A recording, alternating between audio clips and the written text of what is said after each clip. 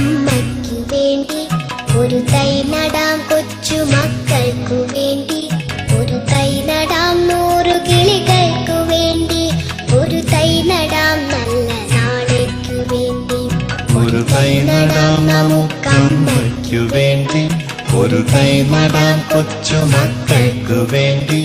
ഒരു തൈ നടാം 100 കിളികൾക്കു വേണ്ടി, ഒരു തൈ നടാം നല്ല നാളേക്കു വേണ്ടി.